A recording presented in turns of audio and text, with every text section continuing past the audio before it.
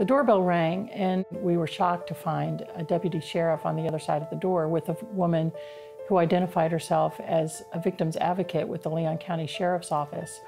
She was the one who told us that Ann had been shot. Kate and Andy Gromayer had just returned home from a Palm Sunday service when they got the news their 19-year-old daughter, Ann, had suffered a gunshot wound to the head. Ann had spent the day with her longtime boyfriend, Connor. I asked, was Connor with her? And it was the deputy sheriff who said that Connor had shot her.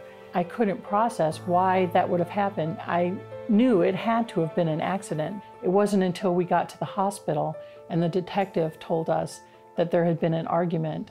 Connor immediately turned himself in. For now, the Gromayers could only focus on Ann, who was on life support. Her father, Andy, stayed right at her bedside all night, praying. About 2 o'clock in the morning, I was standing over her bed and I heard her say, forgive him. And she did not say those actual words, but I felt like she was saying it to me because I knew exactly what she was talking about. She was asking me to forgive Connor. And I said, no, I'm not going to do it, no way. After about 25 minutes of saying no to her, I finally said, I'll try. But there was no, she never woke up. The next day, the deputy told them what had taken place at Connor's house on Sunday. That's when we found out that they had been having a breakup fight, and Connor had intended to get his father's shotgun to kill himself. But when Ann came back into the house, they continued to argue, and he ended up pulling the trigger and shooting Ann instead. On Thursday, the trauma surgeon showed the Gromayers a CAT scan of Ann's brain, riddled with shotgun pellets. It was then they realized she would have to be taken off life support.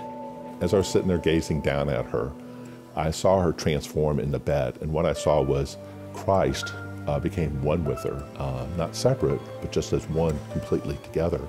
I started sobbing, and it was because I realized that Christ was with my daughter, and I realized that it was not Ann asking me to forgive Connor, it was Jesus. And how could I say no to him, who had forgiven me for all my transgressions?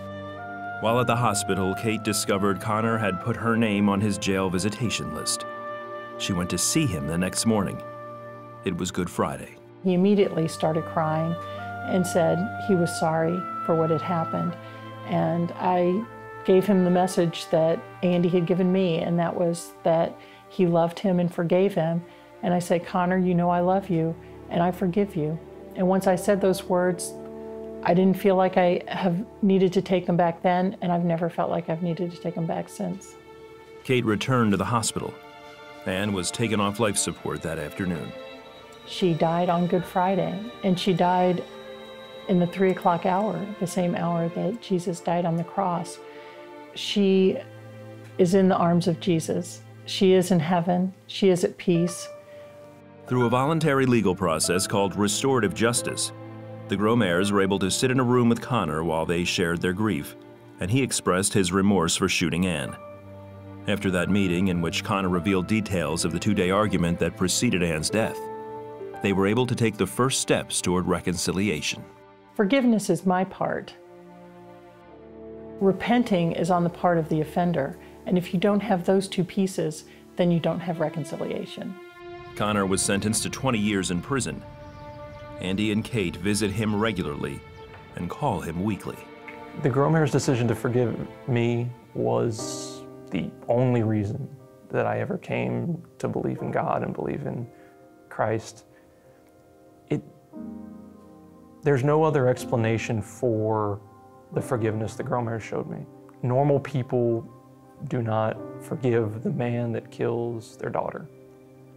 Normal people would hate and condemn. Normal people would be angry and hold on to that anger and wish me nothing but evil and probably want me killed. Instead, the Gromayers decided to respond with forgiveness and respond in love. And that's nothing but the love of God shining through them. In the years since Ann's death in 2010, Kate and Andy have become a spiritual mother and father to the young man who took their daughter's life, nurturing his newfound faith, and even attending his baptism, all because they were able to forgive. Things that forgiveness has done for me is to keep me from going to prison with Connor, being locked in the cell of my own hatred and anger and bitterness. One thing that Kate said is that She wants me to live a life that's worth 2 lives. Live a life that not makes up for the life I took, but at least puts good back into the world. I've got to give back. I've got to serve others. I've got to help others. I could not define Connor by that one moment, because if I defined Connor by that one moment, then I was defining Anne by that moment as well. And that would make her a murder victim. And she was so much more than that. So every year, even though there's a date that is the anniversary of her death, Holy Week will always hold that special message for us, that even though there is the death on the cross on Good Friday, resurrection will follow on Easter Sunday.